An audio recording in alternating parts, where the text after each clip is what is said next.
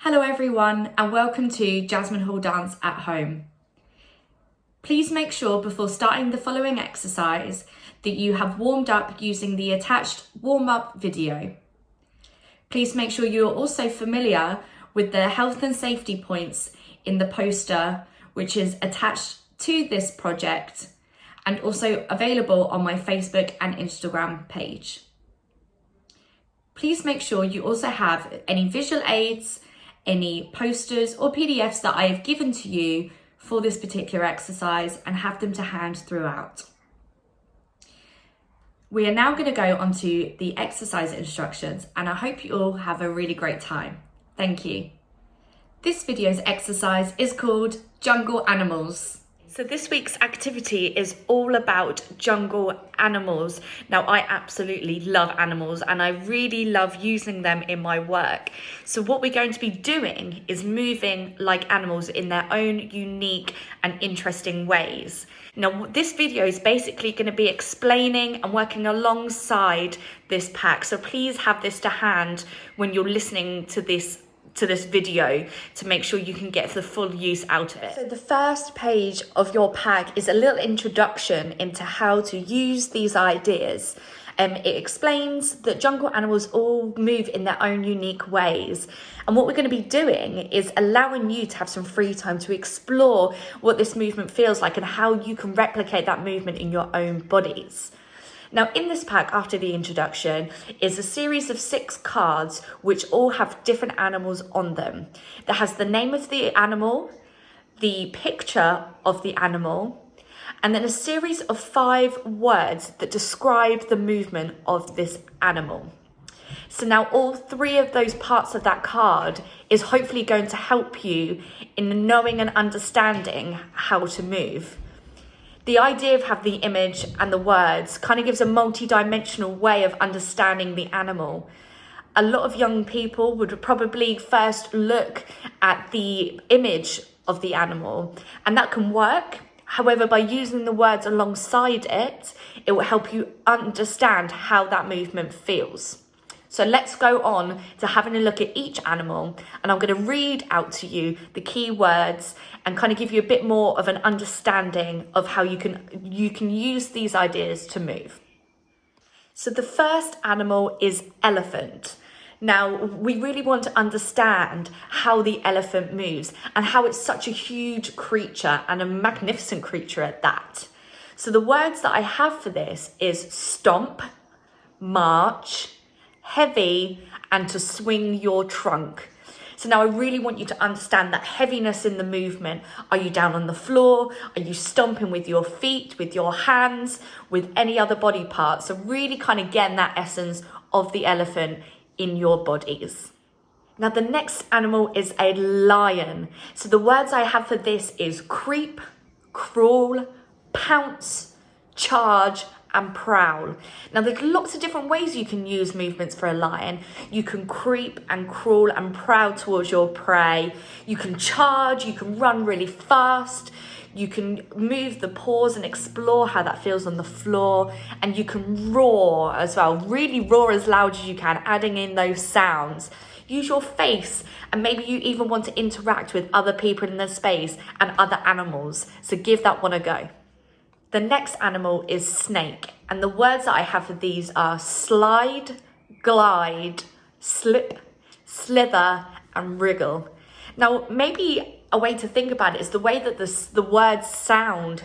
They're beginning with S's, slide, glide, slip, slither, and that can really kind of give a description of how you move. So you can even go with your hands. So can you move with your hands? Can you move with your whole body? Moving from the head and slip and slide and slithering on the floor, up high, really exploring all different ways of using that snake-like movement to move. The next one is monkey, one of my personal favorites. And the words I have for this is jump, swing, hang, climb, and thump your chest. So there's lots of different ways that you can move like a monkey. And what's really great about a monkey is that you can go really low on the floor with your swinging, and then you can reach up high for the climbs and the jumps and the hanging. You can even work with other people. Can you hang off of them? Make sure you be really careful if you do that. So really think about all the very jumpy movements, the swinging actions that the monkey can bring, and how the monkeys communicate as well is a really lovely thing. So maybe give that one a go.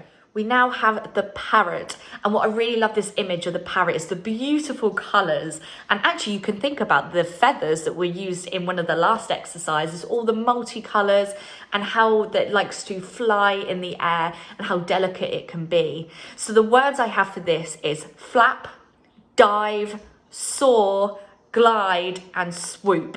So those are really beautiful movements to have that really elegant feel. So you can move around the space, you can go up high, you can swoop down low and catch your prey. So I think that's a really lovely one to maybe use lots of different colours, but be careful of your spacing and acknowledge if your space is small, and maybe add those wings in, get those arms moving as you swoop and glide and soar and move around the space. Now my final animal is a giraffe, and the words I have for this is graceful, reach, gangly, elegant and extend. So what really is important with the giraffe is just quite how elegant they are for such a big animal. So we've got to think how tall they are, and thinking, can you make yourself tall in your body? Can you be elegant in the way you walk? Can you use your arm to reach those leaves to eat for dinner? So really think about that way that giraffe moves around, such a big animal, but so elegant in its movement. So the way that I would use these cards is that I have created a line in between them. You can cut them up and then use them as individual cards. In a group, get everyone in your house to get involved. And what you can do is you can go through each animal and spend maybe 1 or 2 minutes exploring that movement, using the words and the images as prompts.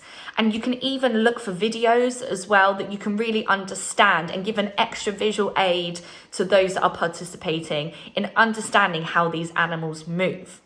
You can all explore the same animal at the same time, or you can even all have a different animal and explore kind of the jungle scene and how the animals interact. And the last page on the pack is a nice image with all of those animals together in a jungle-like space.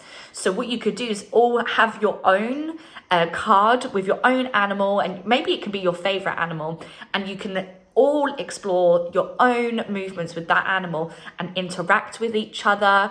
Think about the space. So have you got the giraffe that's coming up high and the snake slithering in the grass? So really kind of try and picture that scene. It's a really fun activity to have everyone in your house. Make noise, move, explore the space. The last way I might do it is that I could treat it like a lucky dip. So you can take all of the cards, put them in a bag or a hat or whatever you have, and then each person can then pick a card out, and then you can all see what card it is and then all join in. So it's a little bit more of a surprise factor. So I think that's a really fun idea to make it in more of a game. So I think you're all going to have really, really good fun with this exercise. And a few last pointers that I would like to point out is that when looking at the different animals, the idea is that if you are unable to use any body parts or are unable to come out of a chair or to go on the floor, that you can take this idea and apply it to your own body. That is the reason why I'm not instructing you to do specific movements. I'm giving you these describing words so you can find out what that means for your body. So if you're a snake, you don't have to go into the floor. You don't have to wriggle your whole body, but maybe you could do your hand. Maybe you can do your shoulder and your arm. You could do your leg and your foot. I want it to really feel comfortable for your body. Other things I think would be really, really good fun is having your favourite jungle music. Maybe get some tunes out of Jungle Book, or I don't know, some jungle-like music. And of course, if you have costume, then get it on. You can have your feathers for your parrot movements.